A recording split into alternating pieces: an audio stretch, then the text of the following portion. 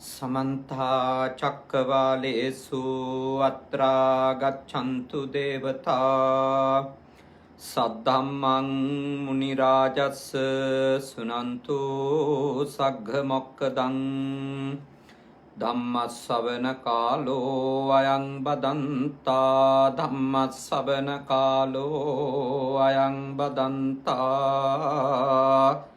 धम्मश्रवणकालो अयं बदन्ता नमो तस् भगवतो अरहतो सम्मा सम्बुद्धस्स नमो तस् भगवतो अरहतो सम्मा सम्बुद्धस्स नमो तस् भगवतो अरहतो सम्मा सम्बुद्धस्स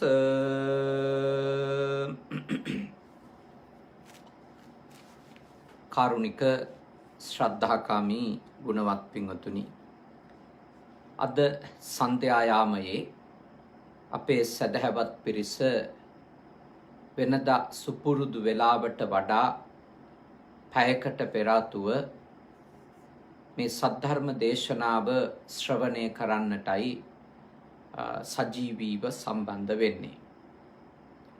අද මේ සද්ධර්ම දේශනාව සිද්ධ කර දෙන ලෙස අපට ඊටාම ගෞරවයෙන් යුක්තව ආරාධනා කරන්නට යෙදුනේ ඕස්ට්‍රේලියාවේ බ්‍රිස්බේන් වල වැඩ වාසය කරන ශාස්ත්‍රපති පඬිත අපේ හිතවත් තලංගල්ලේ රතන ස්වාමීන්ද්‍රයාණන් වහන්සේ.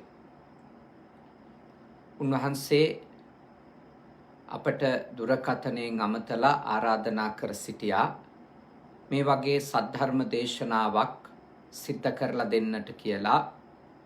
තමන්ගේ ඊටාම හිතවත් කුළුපග දායක මහත්මයෙකුගේ ආරාධනාවක් පරිමහල දෙමින් මේ වස් කාලේ සිද්ධ කරන දේශනාවක් ලෙස මේ පින්කම සිද්ධ කරලා දෙන්නට කියලා.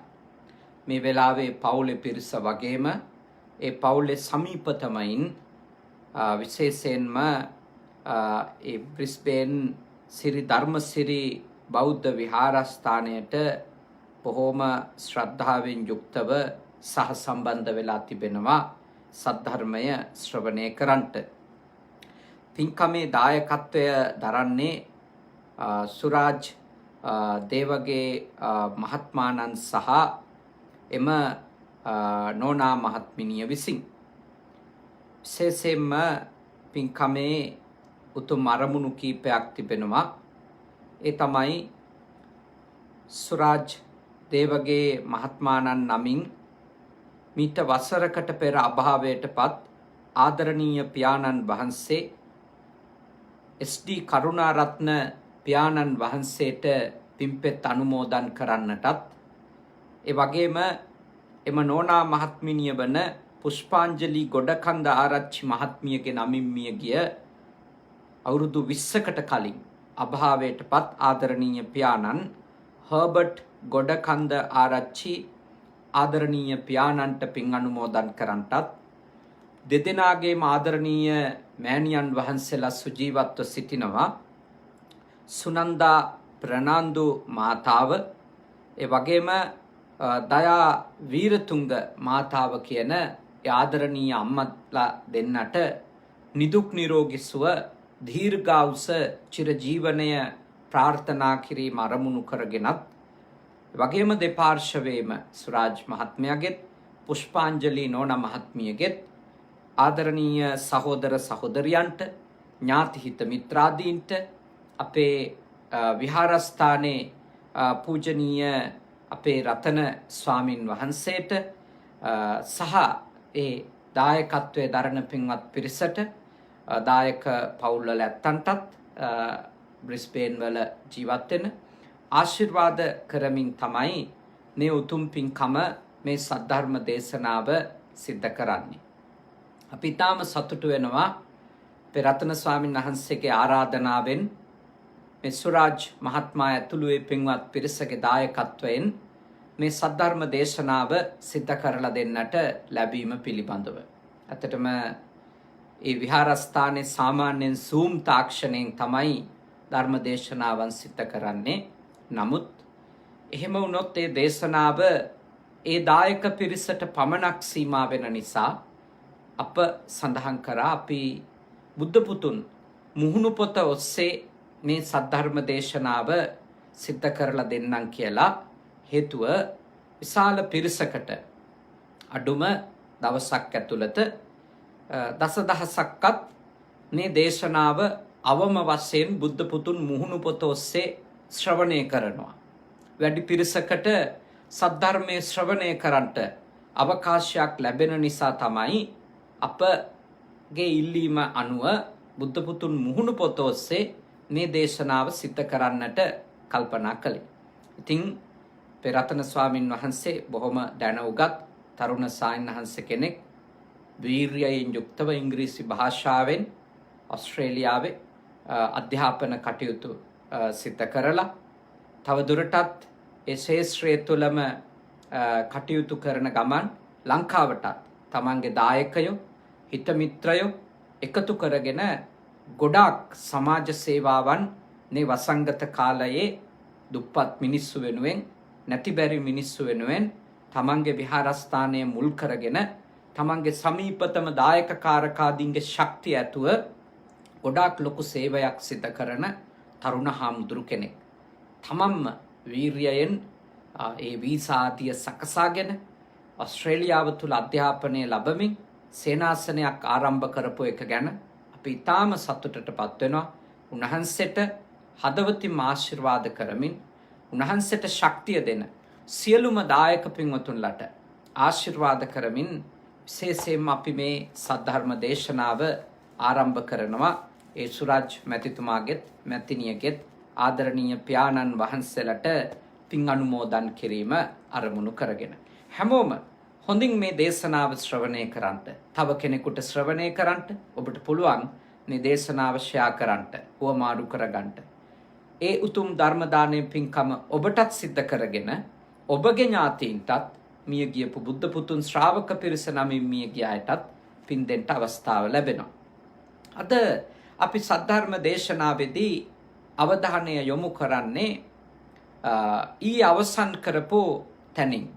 අපි මේ කාලේ සාකච්ඡා කරන්නේ ඔබ දන්නවා රේරුකාණි චන්දවිමල මහා ස්වාමින් වහන්සේ රචනා කරපු වටින ධර්ම ග්‍රන්ථයක අන්තර්ගත ධර්ම කාරණා. ඒ තමයි චිත්තෝපක්ලේශ ධර්ම පිළිබඳව තමයි අපි සාකච්ඡා කරන්නේ. ඉතින් චිත්තෝපක්ලේශ ධර්ම පිළිබඳව සාකච්ඡාවේදී දේශනාවේදී අපිට පසුගිය දවස් දෙකකට කලින් ආරම්භ කරන්නට පුළුවන්කම ලැබුණා මදය කියන චිත්තෝපක්ලේශ ධර්මයේ පිළිබඳව ධර්ම සාකච්ඡාවක් ආරම්භ කරන්නට අපිට අවකාශයක් උදා වුණා. ඉතින් අද ඒ මාතෘකාවෙම අවශේෂ කොටස් අපි කොටස් කීපයක් සාකච්ඡා කළා. අද අපි ඒ මාතෘකාවෙම අවශේෂ කොටස් ඔබත් එක්ක කතා කරන්නට සාකච්ඡා කරන්නට සූදානම් වෙනවා. ඉතින් හැම කෙනෙක්ම ඊටාම ශ්‍රද්ධාවෙන් ඊටාම ඕනකමින් මේ උතුම් සද්ධර්ම දේශනාව ශ්‍රවණය කරන්නට කියන කාරුණික මෛත්‍රී සහගත සිතුවිල්ලෙන් අපි දේශනාවේ මාතෘකාවට අපේ අවධානය යොමු කරනවා. අද අපේ මාතෘකාව පළවෙනි කාරණාව අපි සාකච්ඡා කරන පුරෙක්කාර මද. කෙනෙකුට හිතෙන්න පුළුවන් එහෙමත් මදයක් තියනවද කියලා නේ. පුරෙක්කාර මද. මොකක්ද මේ පුරෙක්කාර මද කියලා කියන්නේ? යම්කිසි දුෂ්කර කාරණයක් පැමිණි කල්හි අන්‍යයෝ එය සිදු කර ගනු පිණිස මා ඉදිරිපත් කරන්නාහ. ගිය තැන මට මුල් පුටුවම දෙන්නාහ. සෑම බරපතල ප්‍රශ්නයක්ම මගෙන්ම විසඳෙන්නේ යයි අන්‍යයන් විසින් පෙරටු කර ගැනීම ප්‍රධානත්වයේ තබා ගැනීම නිසා මත්වන්නා වූ ආකාරයෙන් උපදනා මානය පුරෙක්කාර මද නම් වේ. ඒක හරි වටින දෙයක් අපි තේරුම් ගන්න එක. අපි සාකච්ඡා කරන එක ඒක ඊටාම වටිනවා මේ මාතෘකාව.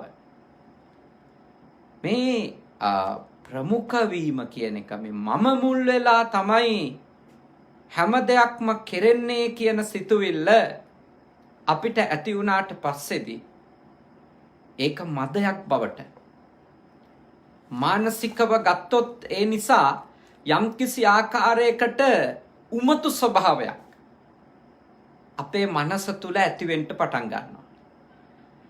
උමතුවක් ඇති වෙනවා. කොහොමද ඒ උමතුව ඇති වෙන්නේ? මමමයි මුල. මම නැතුව මේවා කරන්න බෑ. මම මුල් කරගත්තොත් තමයි මේවා කරන්න පුළුවන් කියන හැඟීම. ඔය මනෝභාවය සමහර වෙලාවට අපි දැනුගත් කමින් ඉහළට යනකොටත් අපිට එනවා. මොකද සමහර අය අපේ දැනුගත් කම නිසා සමහර ප්‍රශ්නවලදී විසඳුම් හොයා ගන්න අපෙන් උපදේශයක් ගන්නට එන්න පුළුවන්. ඕක ටික දවසක් වැඩිපුර වෙනකොට අවස්ථා ගානක බොහෝ දෙනෙක් අපෙන් ඒ උපකාරය ඉල්ලනකොට අපි දන්නේම නැතුව අපේ මනසේ සිතුවිල්ලක් උපදින්න පුළුවන් අවස්ථාවක් තියෙනවා. සිතුවිල්ලක් උපදින්න අවකාශයක් තියෙනවා. මම නැත්තම් කොහෙද ඒගොල්ලොන්ගේ ප්‍රශ්න විසඳගන්නේ? ඔය කොයි ප්‍රශ්නෙටත් ඉතින් මගේ පස්සෙන් තමයි එන්නේ. මම තමයි මෙච්චර කාලයකටත් ඔක්කොම ප්‍රශ්න විසඳලා දීලා තියෙන්නේ.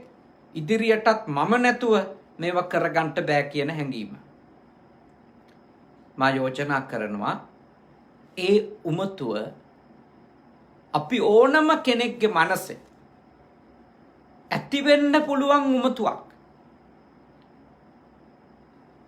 අපිට ගාවට යම් කිසි කෙනෙක් යම් කිසි කාරණාවකට ඉදිරිපත් වෙලා ඇවිල්ලා උපකාරයක් කියලා ගන්න එකයි. ඒ උපකාරය අපි අවස්ථා ගානක කරලා දීම නිසා අපි ඒගොල්ලොන්ගේ ජීවිතයට යම් කිසි ආකාරයකට වැදගත් කෙනෙක් වෙලා ඉඳීමයි කියන එක මත මා ඔබට යෝජනා කරනවා ඒ මානාධික චෛතසිකයක් හදා ගන්න එපා. මොකද හේතුව අපි නොවන තව බොහෝ අය ඉදිරිපත් වෙන්න පුළුවන් කෙනෙකුගේ ප්‍රශ්නයකදී උත්තර හොයන්න අද අපි ඉන්න නිසා අපිට යම්කිසි ආකාරයකට මැදිහත් වෙලා උපකාරයක් කරන්න පුළුවන් නිසා අපිට වටිනකමක් ලැබෙනවා. හැබැයි ඔබ තේරුම් ගන්න ඕන ඒ වටිනකම් කියන ඒවා අපි කරේ නැතත් තව කෙනෙකු ලවා වුණත් කරගන්න පුළුවන්. සරල උදාහරණයක් ගමුකෝ මෙහෙම. මම හිතා ගන්නට ගත්තොත් එහෙම මම ඉදිරිපත් උනේ නැත්තම් මේ පන්සලේ කවුද බණ ටිකක් හරි කියන්නේ? මම මුල් වෙලා ඉන්න හින්දා තමයි ධර්ම කරුණක් හරි කියවෙන්නේ කියලා. මම මගේ සේනාසනේ මේ වැඩ ඉන්න ස්ථානේ එහෙම හැඟීමක් ඇති කරගත්තොත් මම මෙහි වැඩිහිටියෙක් නිසා මට ධර්ම අනුශාසනාව සිද්ධ කරන්නට තින්කමකදී මූලිකත්වය එක ලැබෙන එක සිද්ධ වෙනවා. ඒ අපේ සම්ප්‍රදායික ගරු කිරීමක්. හැබැයි මම ඒකෙන් මනස්ගතයක් ඔළුවේ හදාගන්න හොඳ නැහැ. මම නැති වුණොත් එහෙම මේ පන්සලේ බණ කියන්න කෙනෙක් නැති වෙයි. මේ පන්සලට මම නැති වුණොත් එහෙම මිනිස්සුවත් එන එකක් නැහැ. ඒ වගේ මාන්නයක් උමතුවක් අපි අපේ මනසේ හදාගන්න හොඳ නැහැ. අපි හැම වෙලාවකම ඔළුවේ තියා ගන්න ඕන අපි යම් යම් කාර්යයන් හොඳට කරන එකෙන් යම් ආයතනයකට යම් පිරිසකට ප්‍රයෝජනවත් වෙලා වටිනකමක් ඒගොල්ලොන්ට අපි නිසා ලැබිලා තියෙන්න පුළුවන්. ඒත් අපි නැති වුණොත් ඒවා කෙරෙන එකක් නෑ වගේ මනෝභාවයන් හදාගන්න එපා. ඔබ රැකියාවක් කරන කෙනෙක් නම් ටික දවසක් යනකොට ඔබේ ඔළුවට එන්න පුළුවන් මම හින්දා තමයි මේ කම්පැනි මෙච්චර දියුණු වෙන්නේ. මේ ආයතන මෙච්චර දියුණු වෙන්නේ මම හින්දා තමයි. මම නැති වුණොත් මේ ආයතනේ කොහෙ කරන්නද? මෙයාලට තේරෙයි මම නැති වුණොත් මම තමයි මේ ආයතනේ හදවත. මම තමයි ශක්තිය. ලෝක ඉවරයි මම නැති වුණොත්.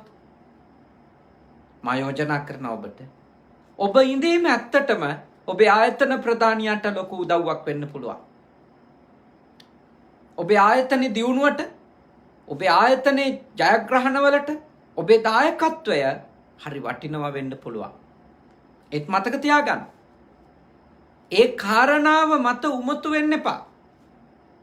ඔබ නැති වුණත් ඔය කරන මෙහෙවර කරන්ට තව අය ඌන තරම් හොයාගන්න බැරි නෑ. අද ඔබ හොඳට ඒ කාර්ය කරන නිසා ඔබට ආයතනය ඇතුලේ අගයක් ලැබිලා තියෙනවා. ආයතනයටත් ඔබ නිසා වටිනකමක් ලැබිලා තියෙනවා. ඒක ඇත්ත.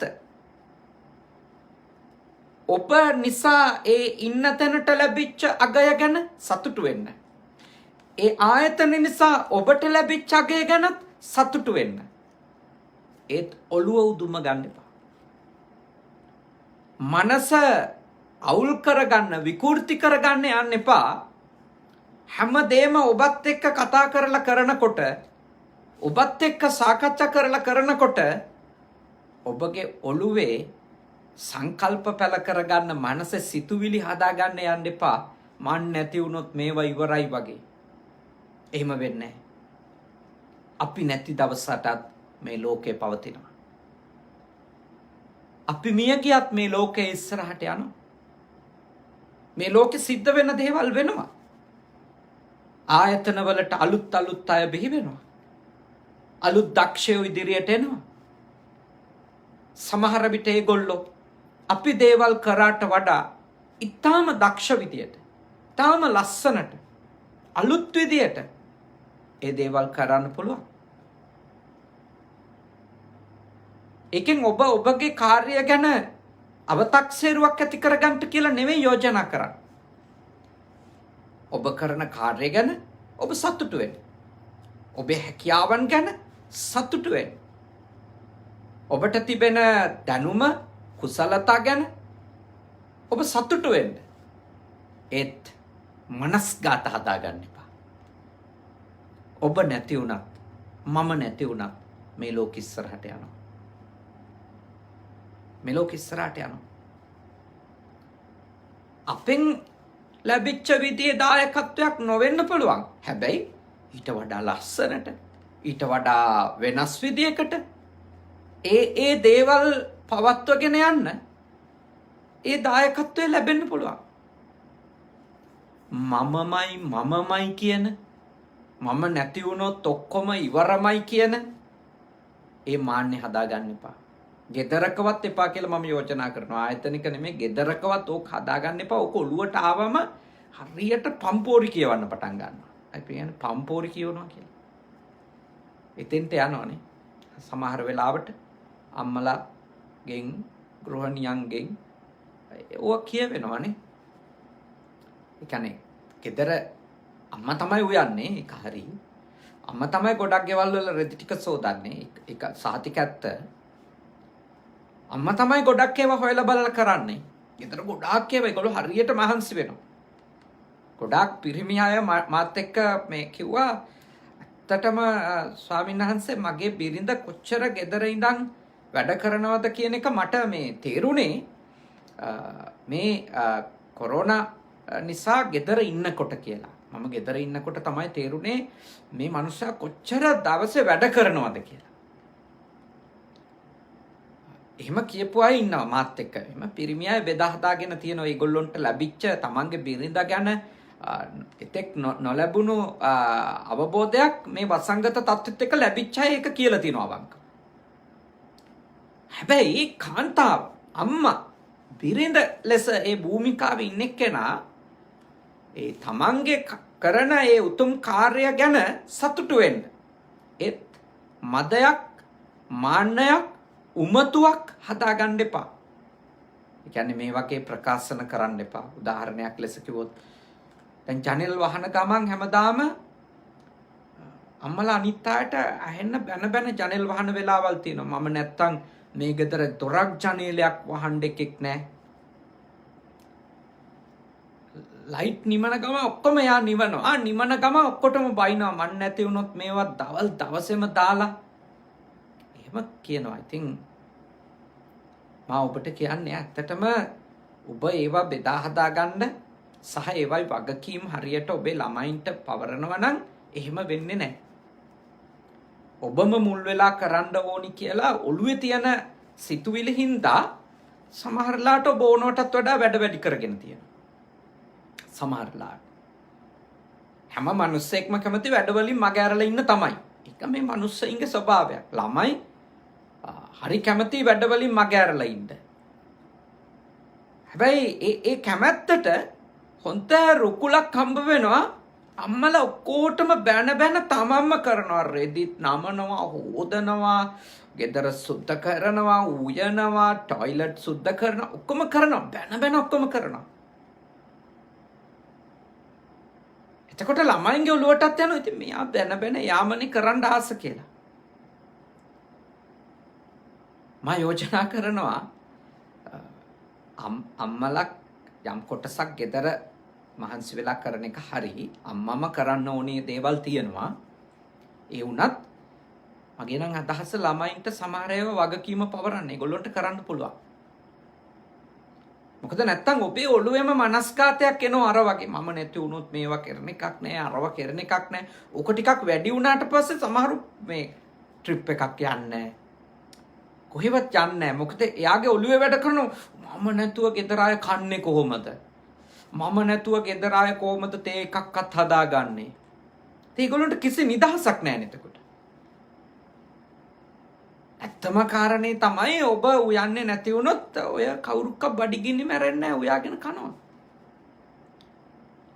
එහෙම මුකුත් වෙන්නේ නැහැ. එහෙමනම් මේ රටේ ලෝකේ අම්මලා මැරුණට පස්සේ ගෙවල් වල ඉඳපෝ ස්වාමි පුරුෂයෝ සහ ළමයි ඔක්කොම මැරිලා ඔක්කොම කනත්තවල් පිරීලා තියෙන්නේ බෑ. එහෙම නැහැ. ඊට පස්සේ ඉන්න අය උයා ගන්නවා. අර ඔබම ඒක කරනකොට ඒගොල්ලෝ මග ඇරලා ඉන්න එච්චරයි. දැන් ඕකේදී ඔළුවේ සංකල්ප හදාගන්න එපා. මන් නැති වුණොත් උයන්න කෙනෙක් නැති වෙයි. මන් නැති වුණොත් මේ දොර ජනෙල් වහන්න කෙනෙක් නැති වෙයි. ඒ වගේ දේවල් හදාගන්න එපා. ඒකෙන් වෙන්නේ ඔබට රැවටිලා ජීවත් වෙනවා. අනිත් අයත් ඔබව සමහර විට අහසටම යවලා ඔබෙන් වැඩ අරගෙන ජීවත් වෙනවා. තමයි වෙන්නේ. ඒ නිසා ඔබ ඊටාම බුද්ධිමත්ව, ඊටාම ප්‍රඥාවන්තව මේ කාරණා අවබෝධ කරගන්න. අපි යම් දේවල් වල ප්‍රමුඛ වෙලා කටයුතු කිරීම, මුල් වෙලා කටයුතු කිරීම ඒක හරි වටිනවා. අපිට පුළුවන් ශක්තියෙන් අපි කරන්න ඕන. හැබැයි අපි ඒ කරන දේවල් නිසා අපේ මනසේ බොරු සංකල්ප හදාගන්න හොඳ නැහැ. අපි නැති වුණොත්, ඒ කියන්නේ මගේ මූලිකත්වය නැති වුණොත් මේ දේවල් කෙරෙන එකක් නැහැ කියලා.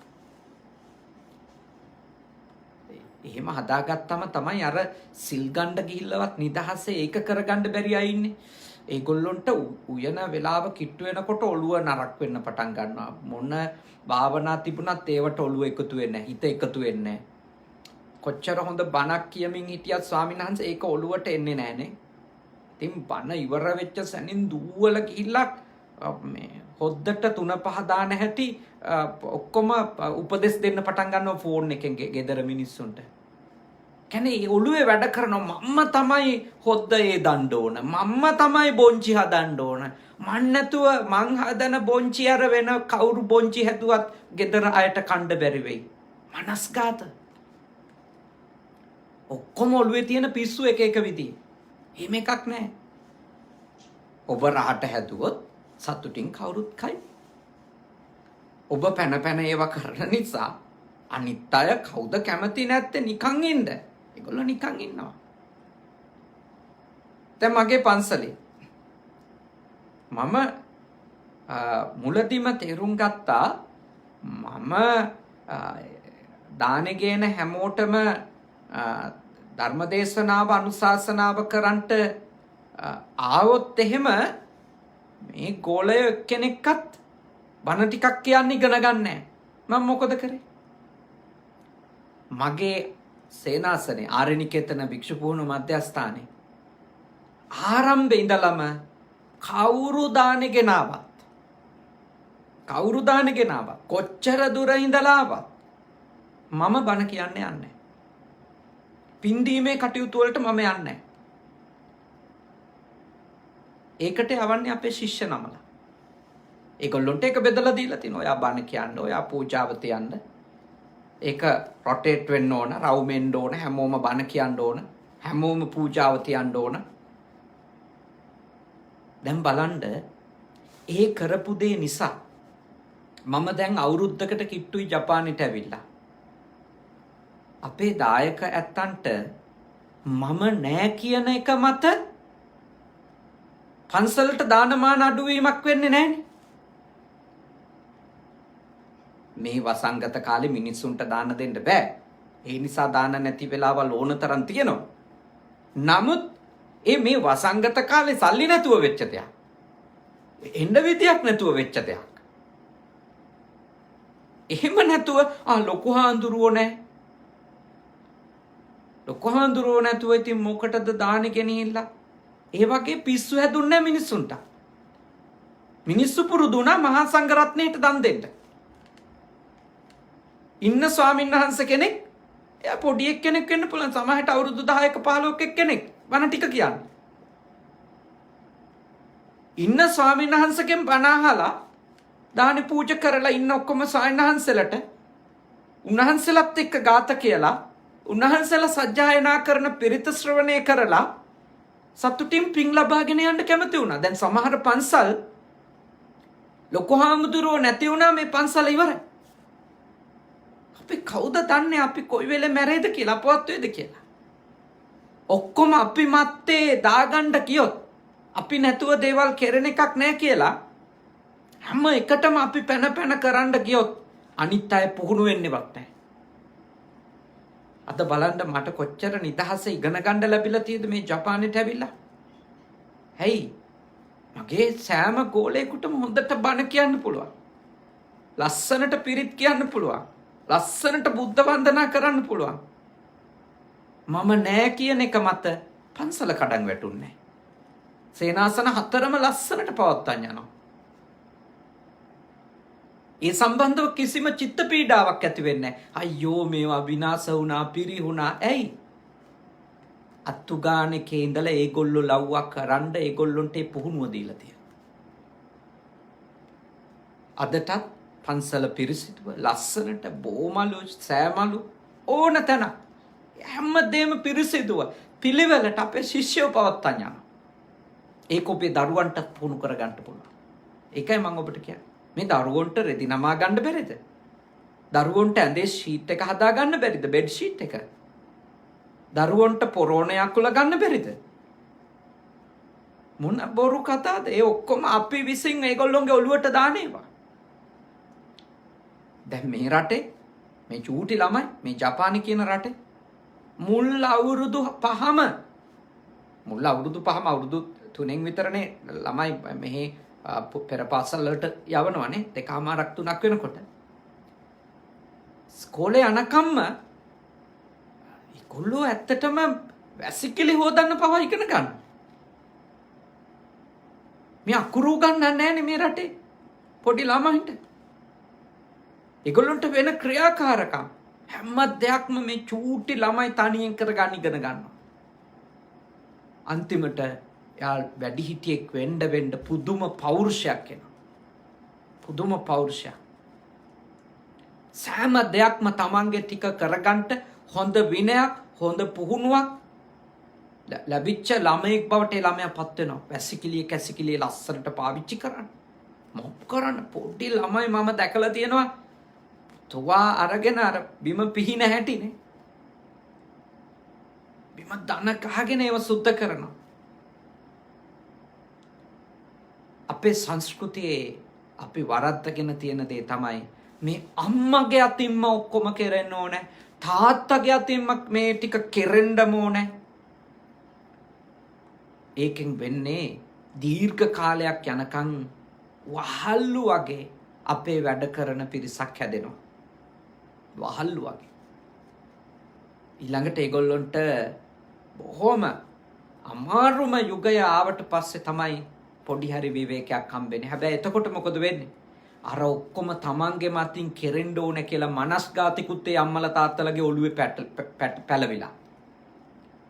මනසේ ස්ථාවර වෙලා එහෙම සිතුවිල්ලක. අන්තිමට ඒගොල්ලෝ නිකන් පිස්සු හැදිලා වගේ ඉන්නවා වැඩ නැති වුණාම.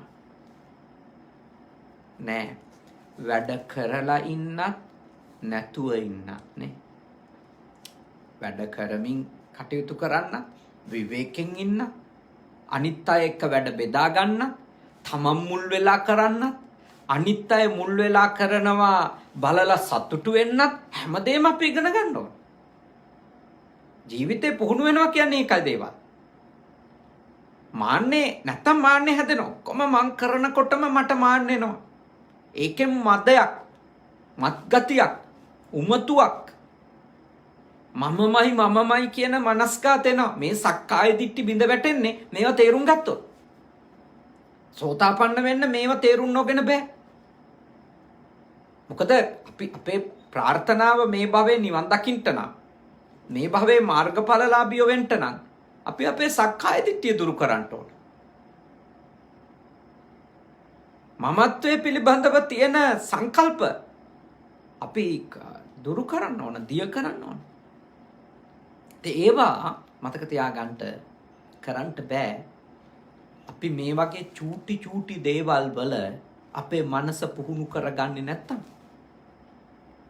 අපි හැම එකක්ම අපේ වසඟයේ පවත්වන්න යනවනම්, මම මුල් වෙලාමයි මේවා වෙන්න ඕනි කියන සිතුවිල්ලට යනවනම් අපිට කවදාවත් අපි කරන ක්‍රියාවන්හි අපේ సంతානය සුවපත් කරන, අපේ මනස නිවැරදි තත්වයට පුහුණු කරන තත්වයක් උදා කරගන්න හම්බෙන්නේ නැහැ. අනික් අතින් අපි හරි අසහනෙන් ඉන්නවා. ඊළඟට අපි ඔක්කොම අපි කරලා ඊළඟට අපි බලාපොරොත්තු වෙන්න පටන් ගන්නවානේ. අපිට ඒව ලැබෙන්නේ නැතිකොට අනිත් අයගෙන් අගය, වටිනාකම්, පිළිගැනීම් අපි ඒවා එක්ක ද්වේෂය හදා ගන්නවා. ගොඩක් වැරදි වෙනවා. ඒ හින්දායි ඔබට යෝජනා කරන්නේ මේ මම ප්‍රමුඛ වෙලා, මම මුල් වෙලා, මමම ප්‍රධානියා වෙලා ඔක්කොම කෙරෙන්න ඕනෑය කියන සිතුවිලි වලින් නිදහස් වෙන්න. මම නැති වුණොත් මේවා ඉවරයි කියන මනස්ගත වලින් හිත නිදහස් කරගන්න. එහෙම එකක් නැහැ. අපි නැතත් මේ ලෝකේ තියෙනවා. ඒ එක ධර්ම කරුණක් අද අපි සාකච්ඡා කරන. මුල්වීම සම්බන්ධව මේ අපේ මනසේ ඇති වෙන ඒ මත්ගතිය. ඊළඟ එක 10 වෙනි එක පරිවාර මදෝ. පිරිවර පිළිබඳව පිරිවර සම්පත්තිය නිසා ඇති වෙන මත්ගතිය. කොහොමද ඒක ඇති වෙන්නේ? රේරුකාණේ ස්වාමීන් වහන්සේ මෙහෙම සඳහන් කරනවා. සෙස්සෝ මද පිරිවර ඇත්තෝය. සමහර කෙනෙකුට තමාහා එක්ව ක්‍රියා කරන දෙතුන් දෙනෙකු පවා නැත. මට වනාහි ඕනෑ දෙයකට මිනිස්සු සිටිතිය.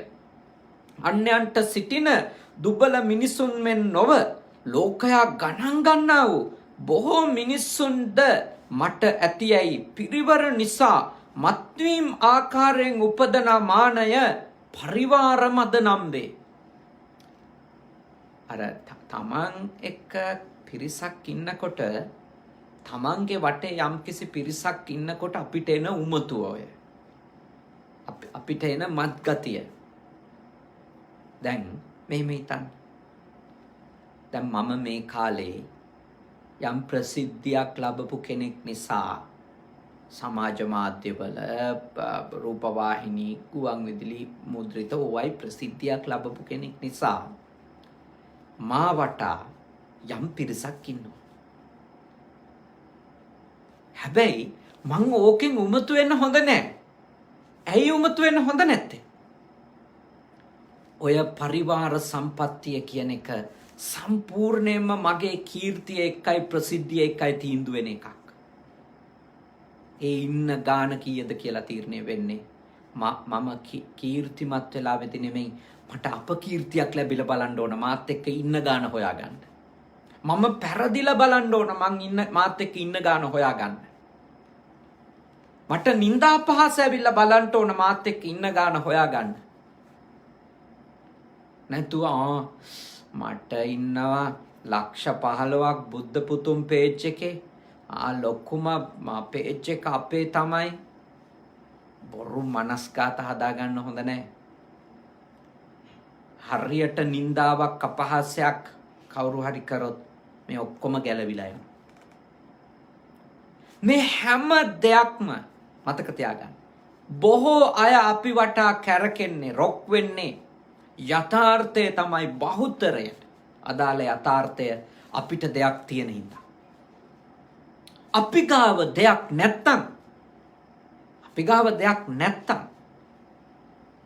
ප්‍රසිද්ධියට ආපු අය, අපි වටා තියෙන සමාජ බලයට ආපු අය, අපි වටා යම්කිසි ආකාරයකට කීර්තියක් තියෙනවා නම් ඒ රස්වලල්ලට ආපු අය ඔක්කොම මාරු වෙනවා. හොයාගන්නත් නැහැ.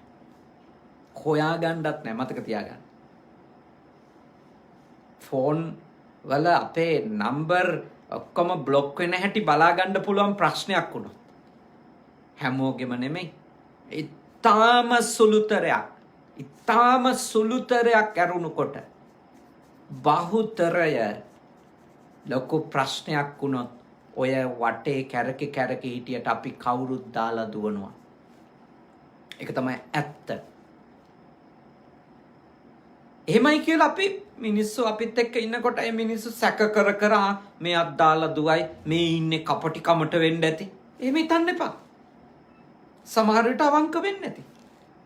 අපි දන්නේ නැනේ එහෙම කියන්නේ. අපිට කියන්න පුළුවන් එකම දෙයයි මේ ලෝකෙ මිනිස්සුන්ගේ ස්වභාවය තමයි ප්‍රසිද්ධිය එක්ක මිනිස්සු රැස් වෙනවා. කීර්තිය එක්ක රැස් වෙනවා. ජනප්‍රියත්වය එක්ක පිරිස රැස් වෙනවා. දැන් එහෙම පිරිසක් හිටියා කියලා නේ. ඒ පිරිස සදාකාලිකව අපිත් එක්ක ඉඳී. ඒගොල්ලෝ නොවෙනස්ව ඉඳී. මට තමයි එහෙම පිරිසක් ඉන්නේ වගේ ඔළුවේ බොරු දේවල් හදාගන්න නැතුව හිමු. ඉන්න පිරිසත් එක්ක වැඩ කරමු. දැන් බුද්ධ පුතුන් එකේ ගොඩක් අය බණ අහන නිසා අද දේශනාවට ආරාධනා කරපු බ්‍රිස්බේන් වල වැඩ සිටින රතන සායනහන්සට මම කිව්වා, සායනහන්ස මේකේ ගොඩක් බණ අහනවානේ. අපි මේකේ බණ කරමු. බුද්ධ පුතුන් පේජ් එකේ Zoom එකේ බණ කිව්වොත් බණ අහන්නේ අපි කියමුකෝ 200ක් විතර කියලා. හැබැයි මේ දේශනාව මේ වෙලාවේ සජීවීව 100ක් 200ක් ඇහුවට ඊට පස්සේ ගොඩාක් අය අහනවා. හැබැයි මේවා තියෙන වෙලාවේ අපි ඒකෙන් ප්‍රයෝජනෙ ගන්නවා. ඒකෙන් කරන්න පුළුවන් සේවය අපි කරනවා. ඒත් මේවට සදාකාලිකත්වයක් දෙන්න හොඳ නැහැ. මේ තියෙන කීර්තිය, මේ කීර්තිය වටා රැස් වෙන මහ පිරිවර, මේවා ගැන සංකල්ප ඔළුවේ හදාගෙන අපි උමතු වෙන්න හොඳ නැහැ. අපේ හිත රවට්ට ගන්න හොඳ නැහැ. ඒ නිසා මං අම්මලටත් යෝජනා කරනවා, තාත්තලටත් යෝජනා කරනවා. දරුවෝ ඔබ වටා ඉන්නවනේ. දරුවෝ වෙනුවෙන් කරන්න තියෙන යුතුයකම් කරන්න. හොඳට උගන්වන්න, පවෙන් වළක්වන්න, කුසලයේ යොදවන්න, හොඳ අධ්‍යාපනයක් දෙන්න. ඒව කරන්න. හැබැයි ඔළුවේ සංකල්ප හදාගන්න එපා. කවුරු නැති වුණත් මට දරුවෝ ඉන්නවාමයි කියලා. නොඉන්න පුළුවන් දරුවෝ. දරුවන්ට ඔබට උදව් කරන්න බැරි වෙන වෙලාවක් එන්න පුළුවන්. දරුවන්ට ඔබ මගහැරෙන වෙලාවක් එන්න පුළුවන්. ඔබ වටා ඉන්න දරුවෝ ටික ගැන හිතලා අරයා ඉන්නවා මෙයා ඉන්නවා මට ඉතින් යෝධ බලයක් එක සංකල්ප හදාගන්න එපා. කවුරුත් නැති වෙන්න පුළුවන්. මට මං ගෝලයෝ 60 70කට ඉගෙනුවා කියලා ඇයි මම ඔළුවේ තියාගන්නේ? ඔක්කොම ඉන්නවා ආයේ මොනවද? මට මොනවද කරන්න බැරි?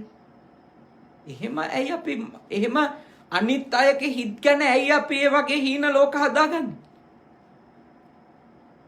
අනිත් අයගේ හිත අපේ කරලා තියාගන්න අපේ හිතවත් අපේ කරලා තියාගන්න කොච්චර අමාරුද? අපිට ඕන විදියට හිත එකඟ කරලා තියෙන එක. අපි අනිත් මම ශිෂ්‍යයන්ට උගන්වනවා පොඩි උන්ට උගන්වන එක පින් සිද්ධ වෙනවානේ. ඒගොල්ලෝ හොඳ ආමුදුරුවරු වුණොත් ශාසනයට හොඳ දෙයක් කරයි. සිවුරු හිටියේ නැතොත් සිවුරු ඇරලා ගිහිල්ලා හරි හොඳ පුරවැසියෙක් විදියට ලංකාවට මොකක් හරි දෙයක් කරයි. එච්චරයි. මාව බලාගනි වයසට ගියාම නාවයි අතෙන් අල්ලගෙන යයි බය වෙන්න දෙයක් නැහැ. ඉතින් 60 70ක් හදලානේ. ඔය සිතුවිල්ලම තමයි බයෙන් ඉඳ හේතු වෙන්නේ. එහෙම හිතන එකමයි බයෙන් ඉඳ හේතු වෙන්නේ. ඊළඟට ටික දවසක් හිත ඉඳ ගියොත් එහෙම හිතනවා මෙහෙම හිටියට වෙනස් වෙයිද දන්නේ නැහැ. පැනලා යයිද දන්නේ නැහැ. ඔක්කොම කරගෙන මාරු වෙයිද දන්නේ නැහැ. ඕව තමයි එන්නේ ඔළුවට. ඊළඟට අනවශ්‍ය සැක එනවා ඉන්න අය ගැන. එහින්දා ප්‍රායෝගික වෙන්න. බුදුහාමුදුරුවෝ ඉගන්වන්නේ මේ සත්‍ය. පුත්තාමත්ති ධනම්මත්ති ඉති බාලෝ විහඤ්ඤති. කවුරු හරි කෙනෙක් පුත්තා කියලා කිව්වේ මානව සම්පතනේ ඔය පිරිවර සම්පතනේ. මට පිරිවර සම්පත ඉන්නවා මට අත්තට පයට මිනිස්සු ඉන්නවා සල්ලි තියනකම් බලය තියනකම් හැකියාව තියනකම් කොටින්ම අපිව යූස් කරන්න පුළුවන් තාක්කල් ඔය බුදු දහමෙන් කියලා අම්මට සලකන්න ඕනික තාත්තට සලකන්න ඕනික ඒ ආදී දේවල් නිසාත්නේ ඊළඟට තව බොහෝ උතුම් ගුරුවරු කරපු මඟ පෙන්වීම අනේ දේවල් නිසා ලෝකේ පුරාම අම්මා තාත්තට යම් ආකාරයකට බලනවා නේ. හැබැයි අපි තේරුම් අරන් ඉන්න ඕනේ හිම මගේ කියලා දරුවෝ හෝ වෙනත් අය අපේ කියලා තියාගන්න බෑ. හිම තියාගන්න හිතන එක නේ. මම දැක්ක ලංකාවෙන් යන්න ලංකාව අතහැරලා යන්න ඉන්න පොලිම ඒ හැමෝම අම්මා තාත්තා අතහැරලා යනවා. පාස්පෝර්ට් හදනවා එම්බසි වල පොලිම වීසා ඉල්ල ගන්න. නේද? එකත් මව්බිම දෙකත් මව්බිම කියලා තමයි මුලින් තිබුණේ. නමුත් දැන් ඔක්කොම එකෙන් පැනලා කොහේ හරි යන්න බලනවා. ඒ යනකොට අම්මලා තාත්තලා අතහැරලා යන්නේ. මග හැරෙනවා අම්මලා තාත්තලා. දැන් අම්මලා තාත්තලා තේරුම් අරන් ඉන්න ඕන. පොඩි කාලේ දරුවෝ තමන් වටා රැස් වෙවි දරුවෝ තමන් වටා පොර කකා හිටියට අම්මා මගේ මම මෙතන ඉන්නේ අතන ඉන්නේ අපි එහෙමනේ පොඩි කාලේ අම්මා ගාව නිදා ගන්න කොච්චර තරඟ තියෙදවට. කවුද අම්මා යනකොට අම්මත් එක්ක යන්නේ කවුද තාත්තා ගමනක් යනකොට එයත් එක්ක යන්නේ. එක දවසක් එනවා අපිත් එක්ක කවුරුත් ගමන යන්න දෙන්නේ නැති. බෙහෙත් ටික ගන්න හරි ගාට තනියම යන්න වෙන දවසක් එන්න පුළුවන්. දැනගෙන ජීවත් වෙන්න. පිරිවර ඉන්න වෙලාවේ සතුටින් ඒගොල්ලොත් එක්ක යහපත්ව ඉන්න. මූණු බලලා සලකන්න එපා. පිරිවර ඉන්න වෙලාවේ හැමෝටම සමානාත්මතාවයෙන් වැඩ කරන්න. හැමෝටම එක විදියට කතා කරන්න. හැමෝටම එක විදියට සලකන්න. ආදරය, සෙනෙහස, කරුණාව, බලා ගැනීම, ගරු කිරීම මේ හැම දෙයක්ම හැමොත් එක්කම සමානව කරන්ට. ඉන්න කාලේ අපි දන්නේ ඒගොල්ලොන්ට අපෙන් වෙන්න පුළුවන්. අපිට ඒගොල්ලොන්ගෙන් අයින් වෙලා යන්න වෙන්න පුළුවන්. අපි දන්නේ ඒත් ඒ දේවල් කරද්දී ඔළුවේ සංකල්ප හදාගන්න යන්න එපා. උමතුවක් හදාගන්න එපා. මේ ඉන්න ඉඳිල්ල හැමදාම ඉදී කියලා. උල්ලන්න වෙන්නේ ඊළඟට. විඳවන්න වෙන්නේ ඊළඟට. එතෙන්ට වැටෙන්න එපා. එච්චර දුක් විඳින මිනිස්සෙක් බවට අනාගතේ පත් වෙන්න එපා. බුද්ධිමත් වෙන්න. හොඳට දේවල් තේරුම් අරගෙන ජීවත් වෙන්න. ගොඩක් අය ඔය තමන් වටා ඉන්න අය නිසා කොච්චර රැවටෙනවදනේ. කොච්චර රැවටෙනවද? වටේ රැස් කකා ඉන්න අය හින්දා. කොච්චර දේවල් හදාගෙන සමහරු ඉතින් ඔය තමන්ට ප්‍රසිද්ධියක් ලැබුණම දේවල් වුණාම ඉතින් වටේ කැරකෙවෙනුනේ ටිකක්. එතකොට හිතනවා දැන් මට අර තත්වෙට යන්න පුළුවන්, අර දූරේ ගන්න පුළුවන්, මේ දූරේ ගන්න පුළුවන්, මේකට සුදුසුම මම තමයි.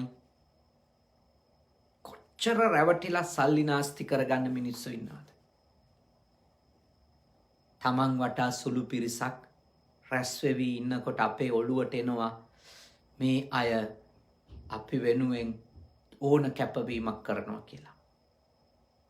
ඒක අපේ මනස්ගතයක් විතරයි.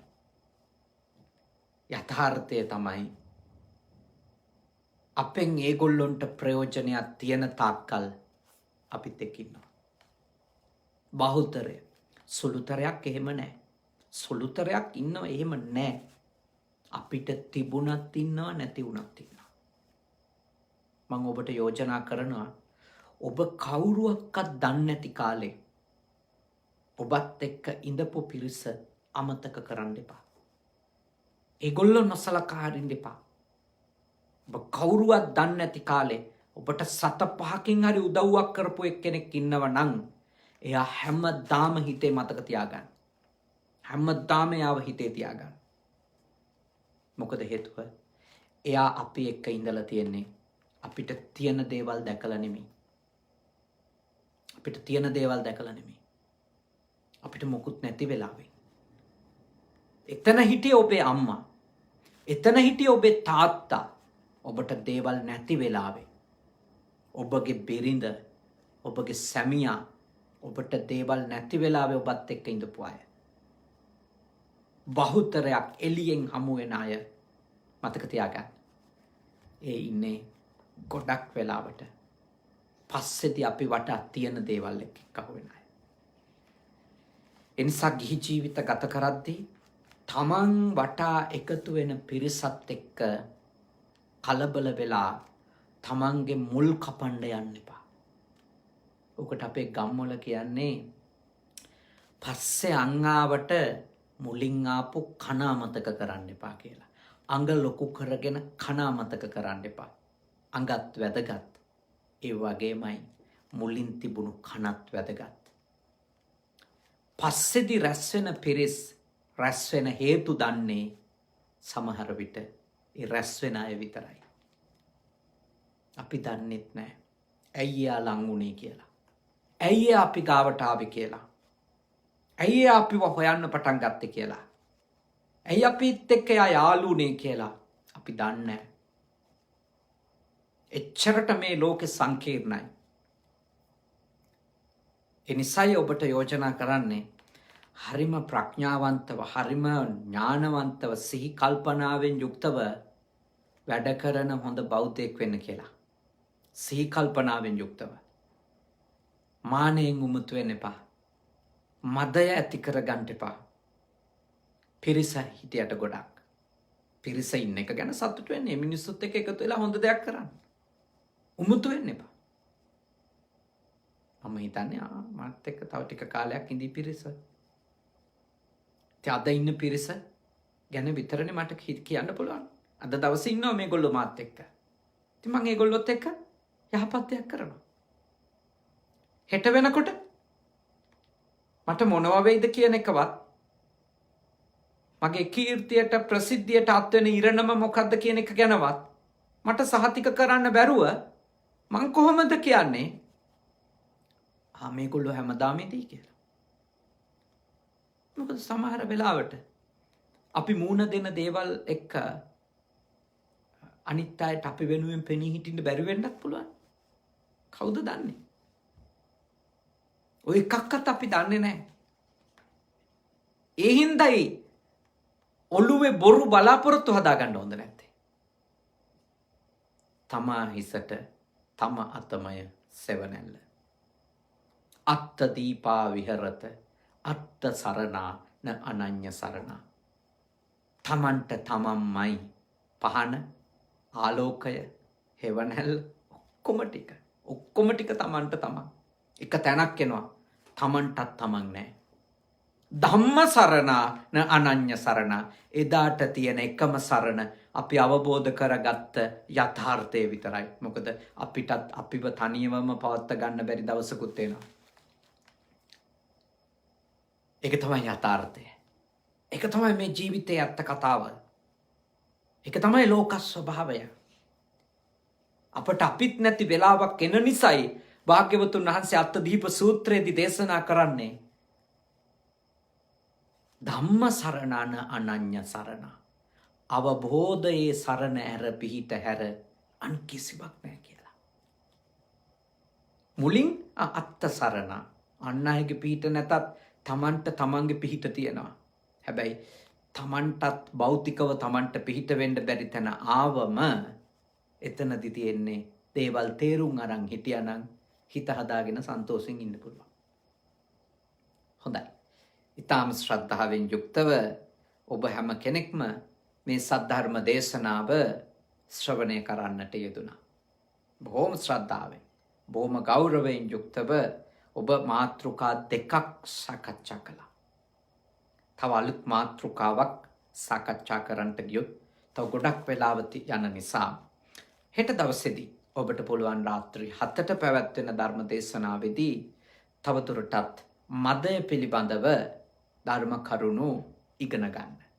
එනිසා බුද්ධ පුතුන් මුහුණු පොතත් එක්ක එකතු වෙලා මේ සද්ධර්ම පර්යේෂණය ජීවිතයට අදාළව, වර්තමානයට අනාගතයට අදාළව මේ ලබන අවබෝධය ලබා ගන්නට ඔබට ඔබේ කල්යාණ මිතුරු මිත්‍රියනුත් එකතු කරන්නට අවස්ථාව තියෙනවා.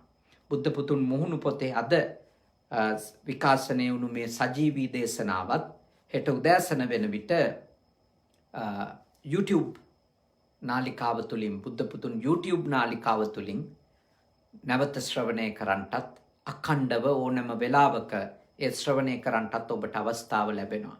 ඉතින් අදත් විශාල පිරිසක් සජීවීව මේ බුද්ධ පුතුන් මුහුණු පොත ඔස්සේ වගේම අපේ රතන ස්වාමින් වහන්සේගේ, තලංගලේ රතන ස්වාමීන් වහන්සේගේ බ්‍රිස්බේන් වල තිබෙන විහාරස්ථානයට එකතු වෙලා මේ දේශනාව ශ්‍රවණය කරන්නට යෙදුණා. සුරාජ් දේවගේ මහත්මාණනුත්, පුෂ්පාංජලි ගොඩකන්ද ආරච්චි මහත්මියත් අද පින්කම සඳහා දායකත්වය අරගෙන කටයුතු කළා.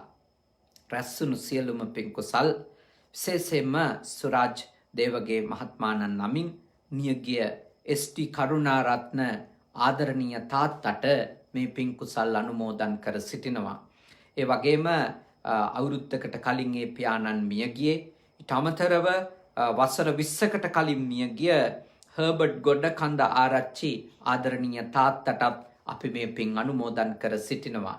ඒ දෙපළ වගේම දෙපාර්ශවයේම මියගියපු සියලුම ඥාතීන්ටත් අපේ රතන ස්වාමීන් වහන්සේගේ බ්‍රිස්බේන් වල ඒ විහාරස්ථානයේ ස්වාමීන්ද්‍රයාණන් වහන්සේගේ නමින් මියගියපු හෝ අපවත් වෙච්ච ස්වාමීන් වහන්සේලා හෝ වෙනත් ඥාතීන් සිටිනවා නම් ඒ සියලු දෙනාටත් බුද්ධ පුතුන් ශ්‍රාවක පිරිස නමින් මියගියපු සියලුම ඥාතීන්ටත් අපි මේ පින් අනුමෝදන් කර සිටිනවා.